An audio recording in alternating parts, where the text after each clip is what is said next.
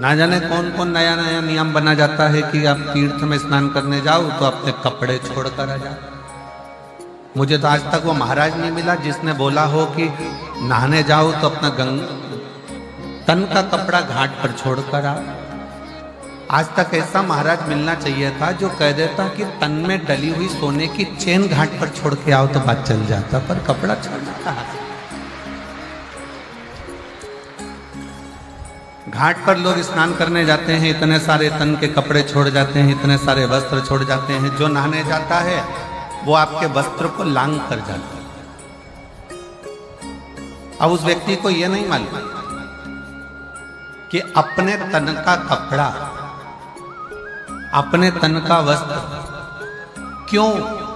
आप लोगों को मालूम होगा कि आप अपने घर में वस्त्र सुखाते हो तो उस वस्त्र को तार पर डालते, डोरी पर डालते, किसी क्यारी पर डाल देते, पर उसको जमीन पर नहीं डालते, क्योंकि हमारे कपड़े अगर कोई लांग कर जाएगा तो बीमारियां हमको घेरती जाएगी। किसको बीमारियां घेरेगी? जो लांगा है उसको नहीं, जिसका वस्त्र है उसको। अब वो अंदाजा तो लोगों को रहता नहीं है। बस बड़ी पवित्र स्नान करने के लिए माँ क्षिप्रा की गोद में गए, माँ नर्मदा जी की गोद में गए, माँ गंगा जी की गोद में गए, माँ यमुना जी की गोद में गए। किसी ने कहा था कि कपड़ा नहीं छोड़ना है, अपना दिल, अपना कलेजा, अपना हृदय।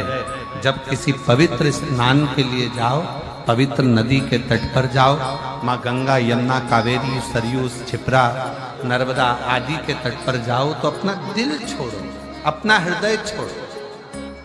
अपनी विसंगतियां, जैसे कुछ गलत बोलते हो, गलत विचार रखते हो, अपशब्द कहते हो, ताना देते हो, गालियां देते हो, आड़ा टेढ़ा बोलते हो, वो छोड़ो।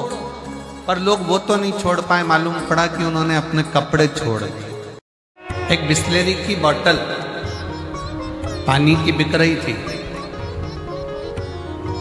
10, 12, 15 रुपए में। कल बाबा जी के साथ में जब हम संतों के दर्शन कर आए तो हम देख रहे थे बाबा जी बड़ी सुंदर सुंदर लीलाएं सुनाते जा रहे और हम चलते।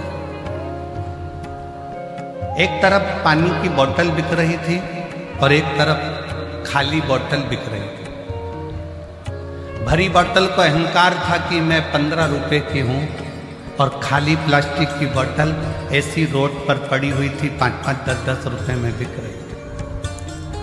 पर थोड़ी दूर चलने पर मालूम पड़ा कि वो बिस्लेरी की पानी की बोतल तो नल्ली में, गटर में पड़ी थी, और वो 5 रुपए की बोतल जो बिक रही थी वो सिर पर चढ़कर गंगा जल लेकर जा रही थी।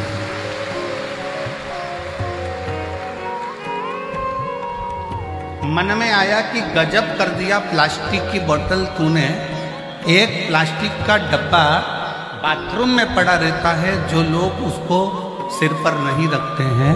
एक प्लास्टिक का डब्बा वॉशरूम में पड़ा हुआ है, जिसको कोई सिर पर रखता नहीं है। और एक प्लास्टिक की बोतल जो गंगा जल के स्पर्श में आ गई, एक प्लास्टिक की बोतल जो गंगा का जल का संग कर लिया, तो घर जाकर गंगा जल तो पुजाया, साथ में वो प्लास्टिक की बोतल भी पुजा गई। जरा विचार करिए, गंगा जल का साथ प्लास्टिक की बोतल ने करा तो वो बोतल भी पुजा जाती है। और यदि हमारा भगवान नहीं कहता कभी भी कि तुम घर छोड़ो, भगवान ये भी नहीं कहता कि तुम परिवार छोड़ो, भगवान ये भी नहीं कहता कि तुम कहीं जाकर नदी के किनारे पर बैठ जाओ और अपना घर परिवार सब छोड़ दो। भगवान तो ये कहता है कि दूसरे की बुराई करना छोड़ दो। भगवान कहता है पाप कर्म करना छोड़ दो। भगवान कहता है व्यसन छोड़ दो। जो तुम व्यसन कर रहे हो, मदिरा का पान कर रहे हो, जुआ खेल रहे हो, गलत संगति में बैठ रहे हो, गाली का उच्चारण कर रहे हो, अपशब्द कह रहे हो, भगवान कहता है ये छोड़ दो। भगवान ये नहीं कहता कि तुम घर छोड़ो, भगवान ये कहता है कि अपने भीतर की विसंगतियों को त्याग दो।